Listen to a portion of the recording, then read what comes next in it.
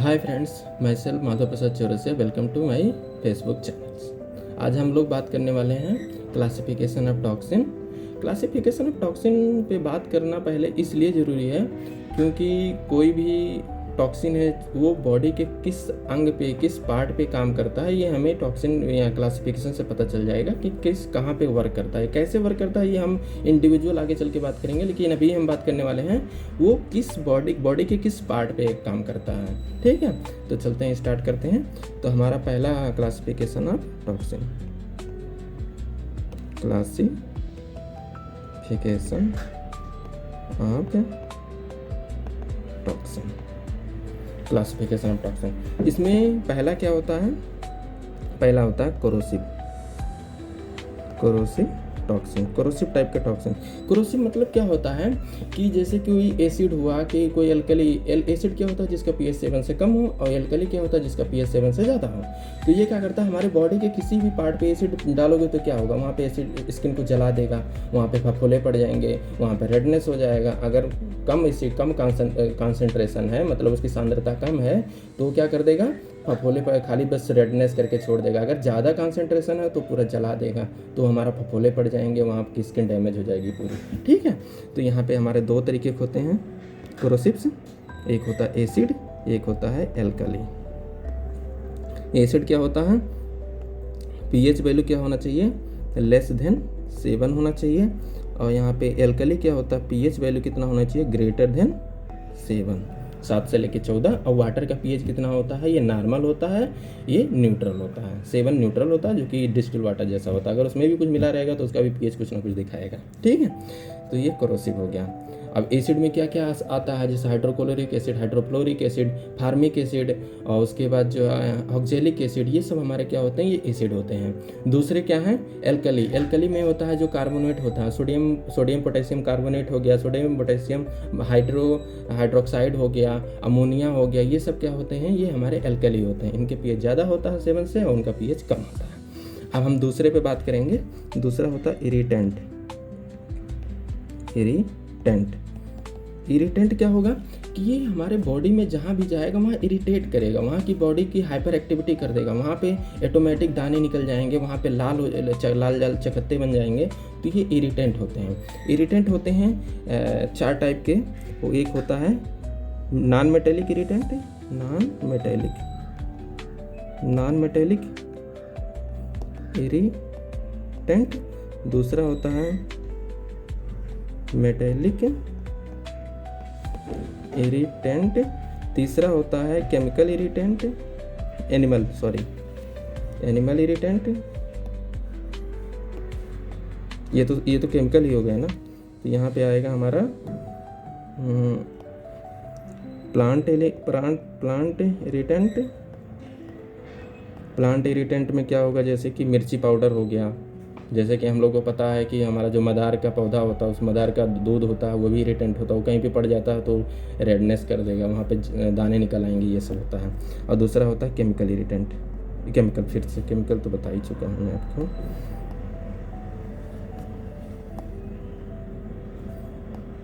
Chemical के बाद क्या हो गया हमारा, प्लांट हो गया, उसके बाद animal irritant. Animal irritant. Animal irritant में जैसे कि हमारा स्नेक बाइट हो गया, हमारा स्कॉर्पियन यानी कि सांप काट ले, बिच्छू काट ले, या कोई कुछ जो है स्पाइडर होते हैं जिनके काटने से भी जो है हमको इरिटेंट होता है, वहाँ पे जलन होती है, वहाँ पे खुजली होती है। तो ये सारे इरिटेंट होते हैं। ठीक है, और उसके बाद इरिटेंट के बाद आ जाता है हमारा न्यूरोटॉक्सिन।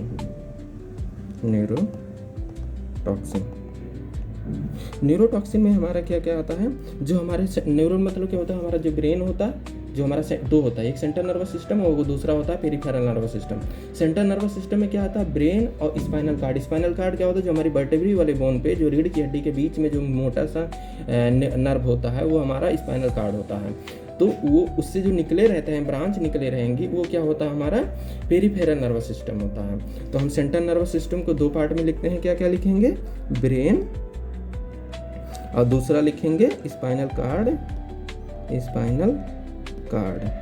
ठीक है। तीसरा लिखेंगे peripheral nervous system. Peripheral nervous system को PNS लिख देता हूँ।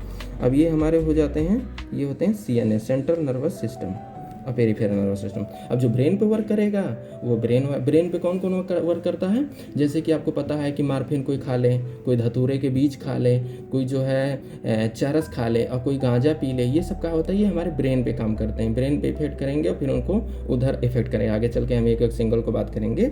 और स्पाइनल कार्ड में क्या होता है, एक प्लांट होता है, एक बीट होता है जो कि होता है स्ट्रिक्नॉक्स नक्स भूमिका। ये होता है, ये हमारे स्पाइनल कार्ड पे एक्ट करेगा और वहाँ पे जेल्सियम होता है। और उसके बाद पेरिफेरल नर्वस सिस्टम में आता है जैसे कि क्यूरेर, PNS में आता है क्यूरेर। क्यूरेर क्या करेगा, ये हमारे पेरिफेरल नर्वस सिस्टम को ब्लॉक कर देगा, जिससे हमारा मसल पैरालाइज हो जाएगा। और न्यूरोटॉक्सिन होगा, न्यूरोटॉक्सिन के बाद आता है कार्डियोटॉक्सिन। कार्डियोटॉक्सिन हो गया कि जो हमारे हार्ट मसल पे वर्क करेगा, हार्ट पे मेनली हार्ट पे वर्क करता है। तो हार्ट पे कौन कौन वर्क करता है, एक होता है निकोटिन। निकोटिन किस में पाया जाता है, निकोटिन चाय में पाया जाता है, सिगरेट में पाया जाता है, कॉफ़ी में पाया जाता है, और जो ये यहाँ पे निकोटिन पाया जाता है। ठीक है, ये हमारे हार्ट पे अटैक करता है, जिससे हार्ट रेट बढ़ सकता है, हार्ट बीट बढ़ सकता है, पल्स बढ़ सकता है, ये सारे निकोटिन करता है, निकोटिन। ठीक है, निकोटिन हो गया। उसके बाद डिजिटैलिस होता है, डिजिटैलिस ओलियंडर कनेर होता है, ओलियंडर। और उसके बाद होता है निकोटिन और एकोनाइट।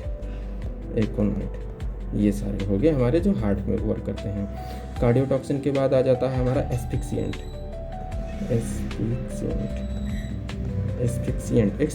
मतलब होता है कि हमारे सांस में, दरअसल क्या होता है कि हम जब ऑक्सीजन लेते हैं नॉस्ट्रिल के थ्रू, मतलब नाक के थ्रू ऑक्सीजन लेते हैं, तो वो हमारे ब्लड में बाइंड होकर हमारे पूरी बॉडी में पहुंचता है, जिससे पूरी बॉडी को ऑक्सीजन मिलती है और फिर वहाँ की ATP बनता है, हर एक कोशिका के अंदर ATP बनता है, जिससे वो हमारा एनर्जी मिलता है हमारी बॉडी को।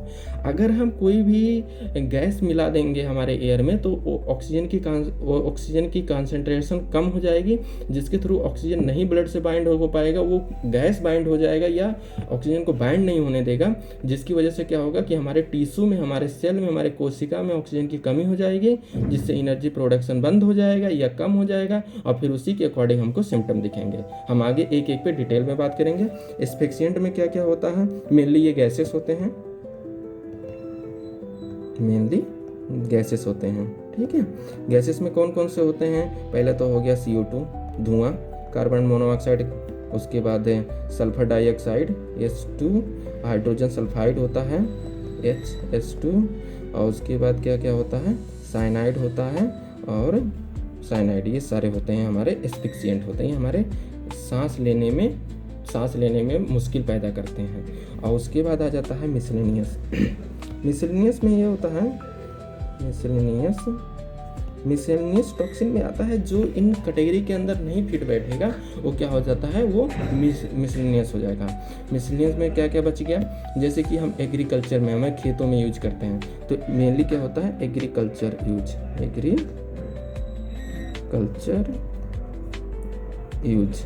में क्या क्या आ जाता है, जैसे कि DDT हो जाएगा, मैलाथियान हो जाता है, हम यूज करते हैं ना एग्रीकल्चर में। रोडेंटिसाइड जैसे कि हम चूहों को मारने की दवा रखते हैं, ये हो गया रोडेंटिसाइड। इंसेक्टिसाइड हो गया,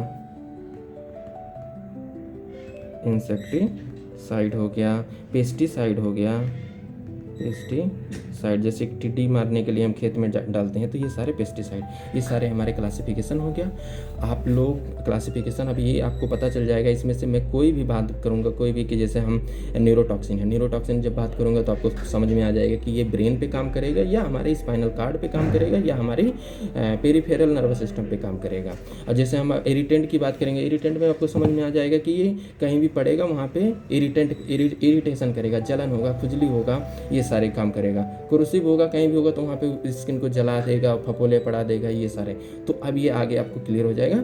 आगे एक कमेंट आया था मुझे कि हमें स्नेक बाइट पे अब वीडियो चाहिए, तो स्नेक बाइट पे नेक्स्ट वीडियो हमारा स्नेक बाइट पे रहेगा। आप प्लीज़ आप पूरा वीडियो वॉच करिए।